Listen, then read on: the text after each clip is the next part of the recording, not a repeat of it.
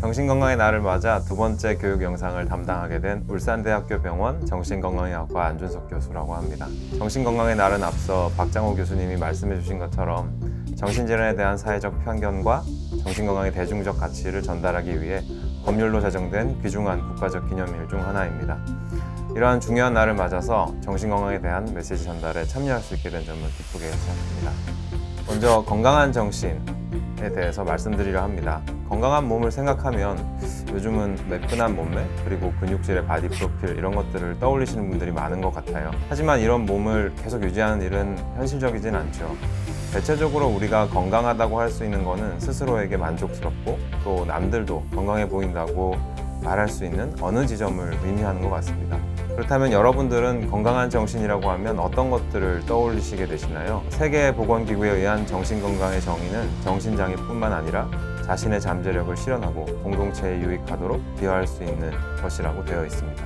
협소한 의미의 정신건강은 우울증이나 불안장애와 같은 정신질환이 없는 상태를 의미할 수도 있습니다. 가깝게는 카카오톡 프로필에서 신나게 놀고 있는 친구나 평일 주말 할 거 없이 항상 행복해 보이는 SNS 사진들을 떠올릴 수도 있겠네요. 하지만 SNS에 자랑하고 싶은 장면의 즐거움은 금세 사라집니다.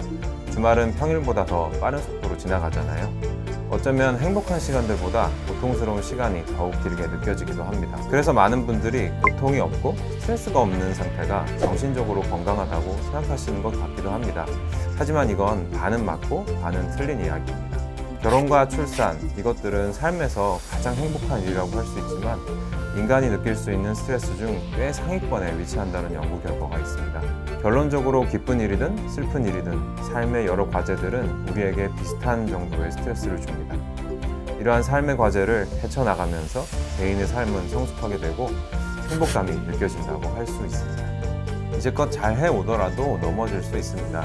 여러분이 이제껏 잘해왔지만 삶의 어느 결정적 순간에는 여러분이 지금까지 익숙하게 지속해온 방식이 통하지 않을 수도 있기 마련입니다. 이러한 위기에서 우리는 스스로를 점검하고 나의 대응 방식이 건강한 것이 맞는지를 돌아볼 필요가 있게 됩니다. 저를 포함한 정신건강 전문가들은 이러한 시기에 필요한 방식으로 각자의 위기를 회복하는 것을 돕는 사람들입니다. 위기가 주는 삶의 고충, 해결하기 어려운 정서적 괴로움을 치료자와 함께 살펴보십시오.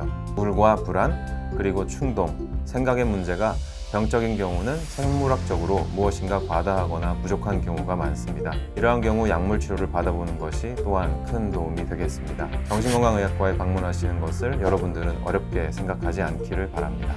행복한 삶에 대해서 잠깐 언급하고자 합니다.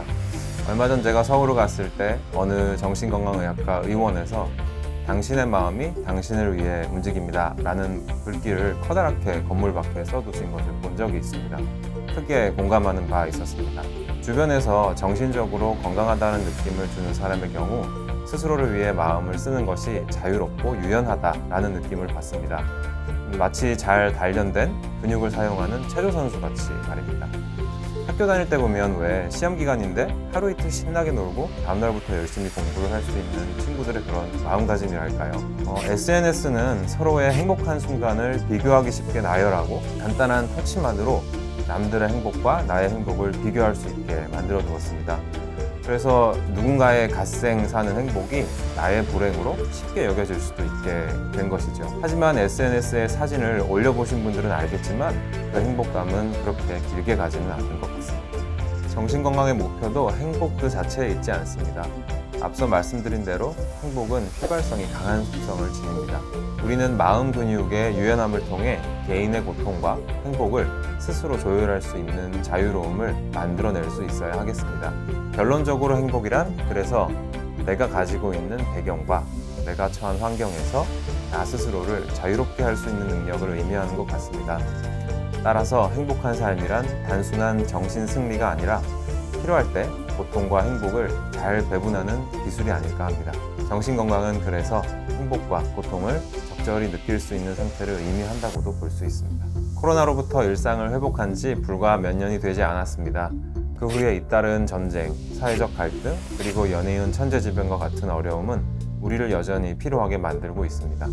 또한 도처의 여러 사건, 사고의 장면들이 포함된 동영상이 여과 없이 공유돼서 이에 노출된 분들이 어려움을 호소하는 경험을 저는 진료실에서 하기도 합니다.